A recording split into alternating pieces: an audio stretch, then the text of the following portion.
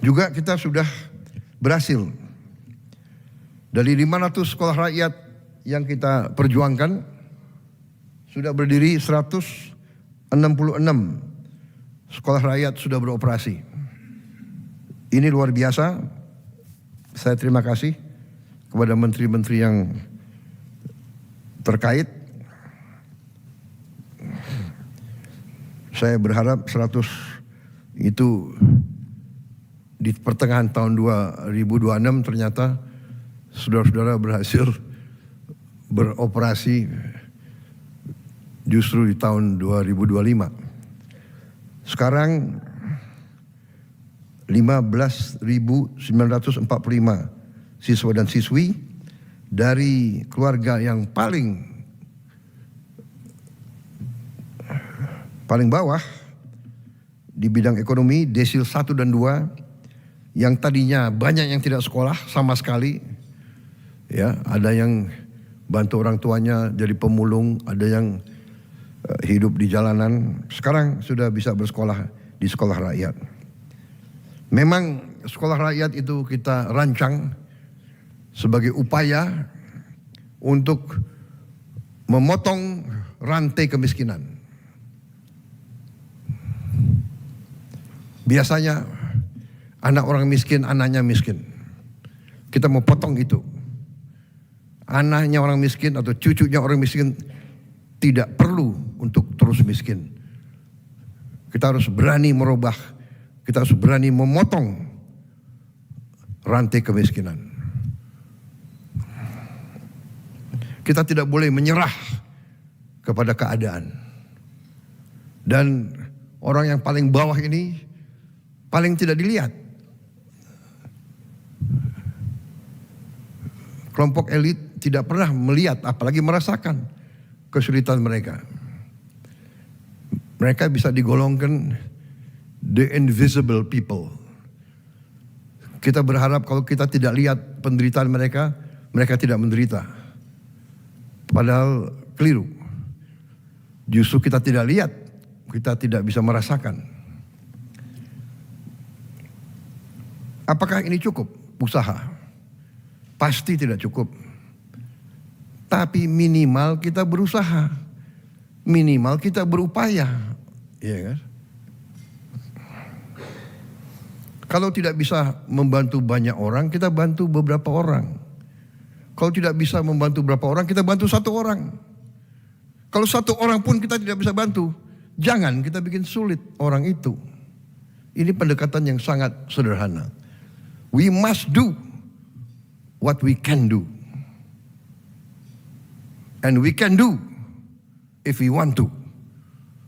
Saudara-saudara, kalau insya Allah saya percaya akan berdiri 500 sekolah ini, saya percaya. Itu berarti kita akan membantu 500.000 keluarga miskin, keluarga sangat miskin. Karena konsep sekolah rakyat ini adalah satu sekolah 1.000 siswa. SD, SMP, SMA, dan seterusnya, SMK. Saudara-saudara, ini sekolah rakyat. Kita juga membangun sekolah unggulan. Rencana kita 10 sekolah unggulan, ini anak-anak terpinter. Kalau tadi anak-anak dari golongan paling bawah yang tidak punya harapan sekolah, kita beri harapan. Tapi ada juga anak-anak yang harus kita cari. Unggulan, anak-anak terpinter Republik Indonesia harus kita cari, harus kita kumpulkan. Dan kita harus perkaya, kita harus kasih pendidikan supaya dia bisa nanti menjadi pemenang-pemenang hadiah Nobel. Kita ingin Indonesia unggul di bidang sains dan teknologi. Masa depan hidup Indonesia, masa depan hidup setiap bangsa di abad ke-21 ditentukan oleh sains dan teknologi. Kita butuh anak-anak pintar. Kita butuh insinyur-insinyur, profesor-profesor, ahli matematika, ahli di semua bidang teknologi. Kita negara yang sangat kaya, kita punya mineral-mineral kritis, kita punya mineral-mineral yang disebut rare earth. Tapi kita harus punya para ilmuwan, para scientist, para experts, pakar yang mampu mengelola kekayaan-kekayaan kita. Kita tidak boleh dibohongi lagi oleh bangsa-bangsa lain. Jadi saudara-saudara, kita bikin sekolah unggulan yang kita beri nama SMA Garuda. Dan ini rencananya 10 dan ada juga kurang lebih 14 yang sudah ada sekolah unggulan yang kita integrasikan kepada program ini. Jadi program ini asal sekolah itu yang sudah ada mau ikut, berarti ikut kurikulum. Yang kurikulum itu kita pakai standar internasional, ya, IB internasional, International Baccalaureate, sistem IB. Berarti lulusan itu bisa diterima di universitas manapun di dunia yang terbaik. Kita berharap dengan program ini nanti banyak anak-anak kita bisa masuk ke sekolah terbaik di dunia. Harvard, MIT, Oxford, dan sebagainya. Sekarang itu ditangani oleh Menteri Dikti dan Wamen, Wakil Menteri Dikti, ya, Profesor Stella. Saya sendiri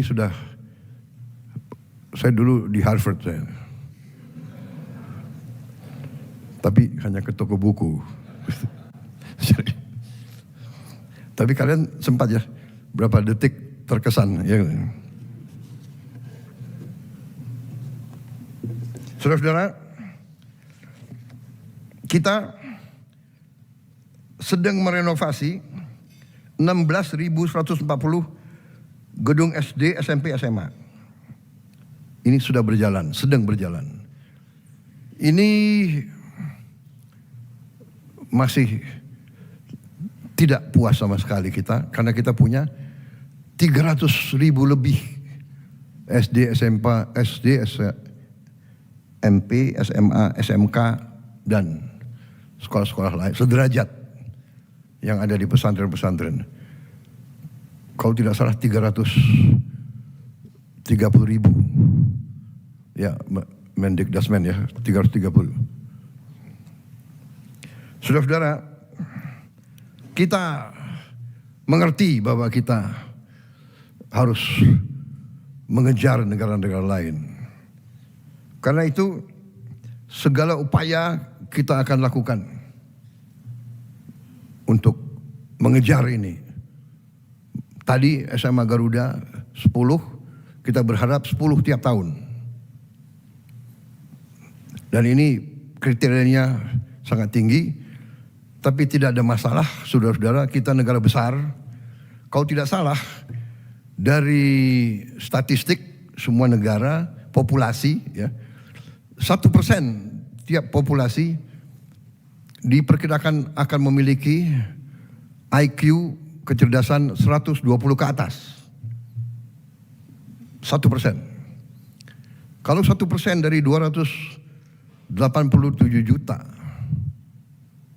itu saya kira cukup besar.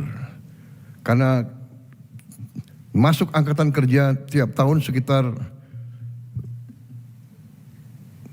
5 juta, 4,8, 4,9 juta.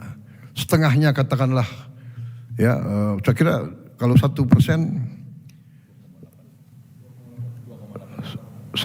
berarti 2,8 juta. Kita harus menjaring mereka ini.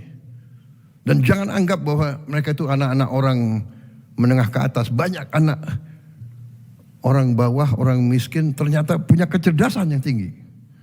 Kita harus cari mereka. Jadi saya minta Dikdasmen, Menteri Dikdasmen dibantu oleh menteri lain, ya. Menteri Dikti Sains dan Teknologi dibantu oleh Menteri Sosial, dibantu oleh Panglima TNI dibantu oleh Kapolri yang punya jaringan ke desa-desa, mungkin dibantu oleh ormas-ormas, dibantu yang punya yayasan-yayasan. Cari mereka ini dan kita didik mereka dengan beasiswa penuh. LPDP akan saya tambahkan uang-uang dari sisa efisiensi penghematan, uang-uang yang kita dapat dari koruptor-koruptor itu, sebagian besar kita investasi di LPDP. Mungkin yang 13 triliun,